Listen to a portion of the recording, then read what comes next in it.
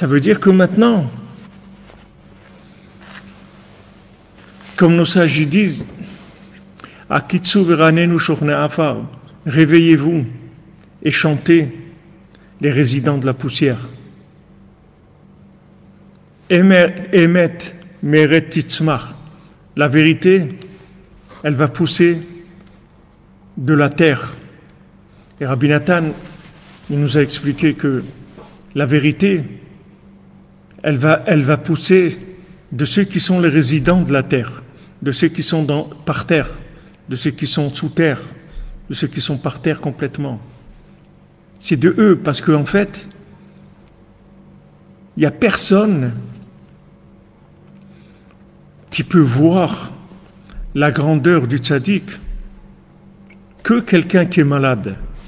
Vous voyez, Rabbi Nathan, il ne présente pas son CV quand il parle de lui. Rabbi Nathan, il dit, moi, je suis l'homme le plus malade du monde. Moi, j'ai toutes vos maladies à tous. Il y a quelqu'un qui me soigne. Alors venez, je vais vous donner l'adresse. Mais Rabbi Nathan, il ne vient pas avec un CV. Je suis le khatan du grand Rabbi David Tzvi, que c'était l'un des plus grands rabbinim d'Ukraine. Et voilà, je suis khatan chez lui, je suis son gendre et j'ai tel diplôme dans la Torah, et tel diplôme, et je suis dayan dans le Beddin du Rabbi Yitzhak de Berditchev. Mais jamais Rabbi Nathan, il a présenté quoi que ce soit de ce qu'il était. Rabbi Nathan, comment il a connu Rabbeinu? Par le manque, comme il nous a dit hier. Yizku l'argish chesronam. Parce que ce tzaddik, Rabbeinu, tu ne peux le connaître que s'il te manque. Plus ça va te manquer la vie, plus que ça va te manquer l'envie de vivre, plus ça va te manquer la compréhension de ce monde, que tu comprends pas, tu comprends pas le monde, tu comprends pas cette vie, tu sais pas ce que tu fais ici. Plus tu vas être frustré de ça, plus tu vas être malade de ça, plus tu vas connaître Rabbi Nachman. C'est la seule façon de le connaître. Tu peux pas le connaître par le bien, c'est impossible. Parce que n'importe quelle connaissance du bien, elle n'a aucun rapport avec lui. Puisque tous ces tzadikim-là, qui sont des tzadikim, des grands tzadikim, ici on parle de grands tzadikim, il dit, mais qu'est-ce que tu peux faire? Tu connais tu as une sorte de tzedaka. Il dit, quel tzedaka? Tu dis, le maaser. Il dit, mais tu as une sorte de tzedaka. Qu'est-ce que tu vas soigner la Bat Malka? Il te faut les 10 tzedakot pour que tu puisses rentrer dans les murailles. Sinon, tu ne peux pas rentrer. Tu ne peux même pas arriver à l'endroit où elle se trouve. C'est par le contraire. C'est par le contraire. C'est les gens qui ont souffert tellement du manque de vérité. C'est eux qui vont sentir la grandeur de Rabbeinu. On avait David d'Alexandre, Alav Shalom, David Shlomo ben Zachar Baruch, Halevi Alexander, Alav Shalom. Vous voyez comment il était joyeux quand il a découvert Rabbeinu, il a connu Rabbeinu.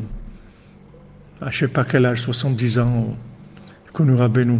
Quelle joie il avait tous les jours, quelle joie il avait. Pourquoi? Parce que quelqu'un, il était dans les orphelinats des SS, il est passé par des questions, mais c'est quoi ce monde? C'est quoi ce monde? C'est quoi ce monde? C'est quoi cette haine-là? C'est quoi ces guerres? C'est quoi cette pauvreté? C'est quoi ces disputes? C'est quoi cette solitude? C'est quoi cet isolement? C'est quoi cette ignorance? C'est quoi ce manque d'affection, ce manque de... C'est quoi tout ça? C'est quoi ce monde? C'est quoi ces gens-là? C'est quoi tu fais du bien à quelqu'un, le lendemain il te tourne la tête? C'est quoi ce monde?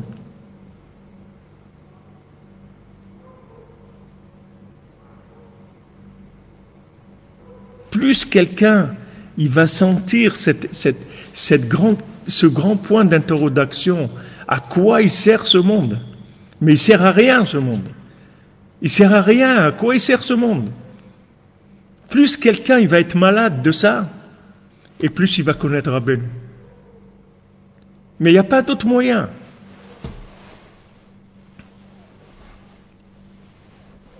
Il n'y a pas d'autre moyen. Quelqu'un qui va venir chez Rabbi Nachman pour ajouter une flèche à son arc, pour enrichir ses connaissances générales, pour des chidushim de Torah, pour des bénédictions, pour voir un homme intéressant. Mais elle ne va rien voir de Rabbi Nachman. Elle ne va rien voir. Combien de gens ils ont écrit sur Rabbi Nachman, ils ont fait des essais d'écriture sur Rabbi Nachman, même sur les contes. Mais il ne va rien voir de Rabbi Nachman. Il ne sait pas qui c'est. Il ne sait pas qui c'est. Il ne peut pas savoir qui c'est.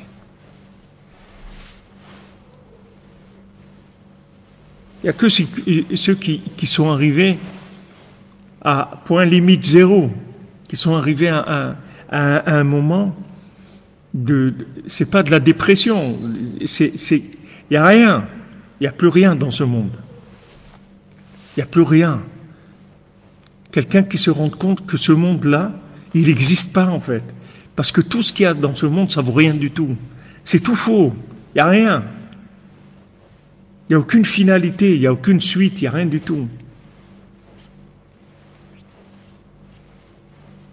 Une fois que quelqu'un est arrivé à ça, il peut recevoir l'acceptation de son inscription pour entrer dans la yeshiva de Rabbeinu, commencer à connaître un petit peu de Rabbeinu. Mais il n'y a pas d'autre solution. C'est pour ça que c'est Paro qui reconnaît Yosef.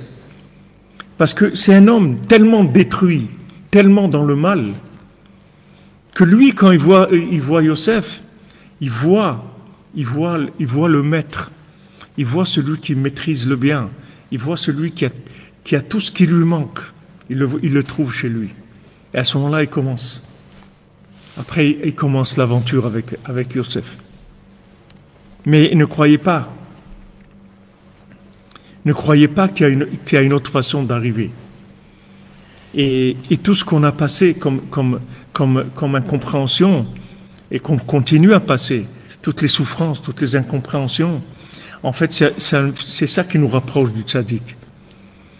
À chaque fois qu'on vit des situations qui sont incompréhensibles, qui sont inacceptables, qui sont terribles, des choses terribles qui se passent dans le monde, ou qui se passent dans notre vie, ou de nous-mêmes, qu'on ne se comprend pas nous-mêmes.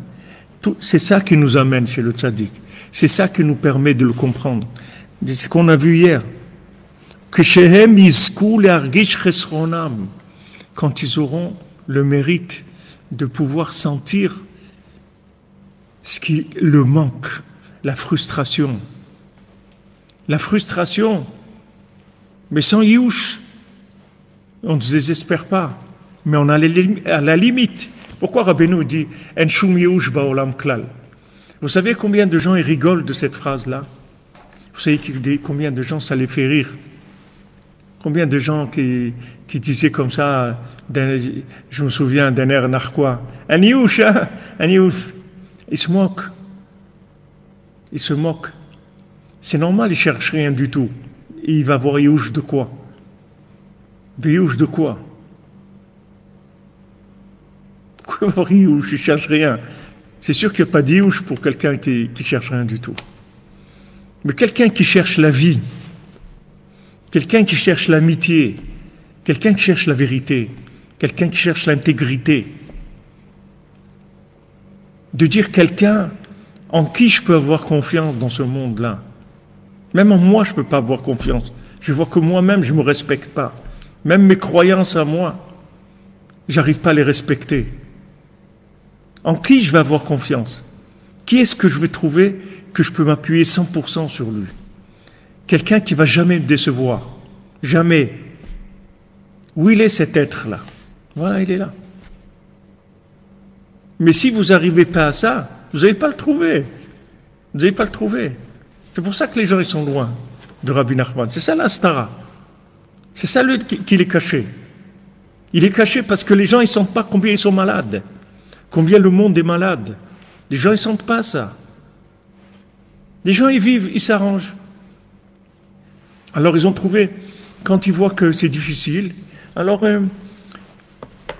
ils donnent pas leur cœur, ils ouvrent pas leur cœur. Combien de gens ils me disent, ah non, moi j'ai été trop trahi, trop déçu, tout ça, moi mon cœur c'est fini. Et, ok, on échange, mais c'est tout, pas plus loin, non, ça y est, je me suis fait avoir, c'est terminé. Voilà, les gens ils font youch, Rabbeinu dit non, en shum youch ba'olam klal. Attention, désespoir n'existe pas. Pourquoi le désespoir? Parce qu'il est là. Parce que Yosef est là. Parce que Rabbeinu, il est là. C'est pour ça qu'il n'y a pas de désespoir.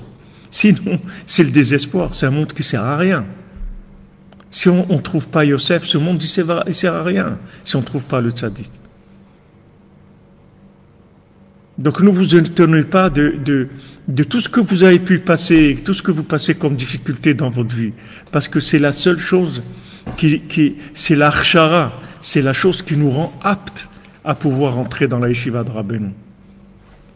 Et moins on va comprendre ce monde, et moins on va comprendre la vie, et plus on va se rapprocher de Rabbeinu. Et plus on est apte à le reconnaître.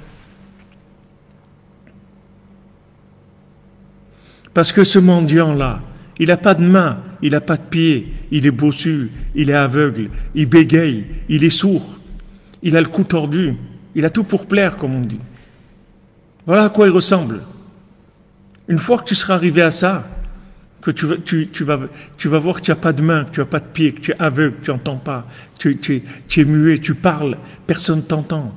Tu dis quelque chose, c'est comme si tu n'avais rien dit. Ton existence, elle n'a aucune valeur. Pour personne. Il n'y a personne qui tient à toi. Les gens qui sont autour de toi, c'est parce que tu représentes quelque chose. Combien de gens, de personnes âgées, qui sont complètement abandonnées. Pourquoi? Parce qu'il n'y a plus rien à gratter chez eux. Des fois, il y a un petit héritage, alors il faut maintenir, des fois un grand héritage, il faut maintenir un peu de trucs pour recevoir les... Mais il n'y a plus rien. Il n'y a plus rien à gratter de la personne, il n'y a plus rien. Mais quand quelqu'un il vit comme ça, mais il devient fou.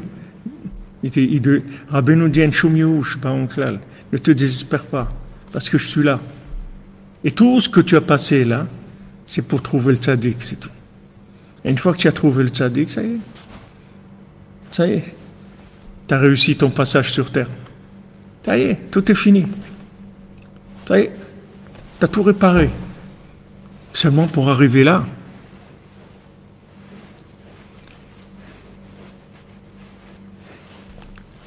il faut commencer à sentir le manque. C'est sûr que c'est horrible. Ce monde, il est horrible. C'est un monde horrible. Un monde sans le tzaddik, il est horrible. C'est un monde horrible. Quand vous voyez le mensonge, la politique, les mensonges, la trahison, mais c'est horrible, c'est un monde horrible. Mais Baruch Hashem, quand on a trouvé le tzaddik, on a trouvé le bien.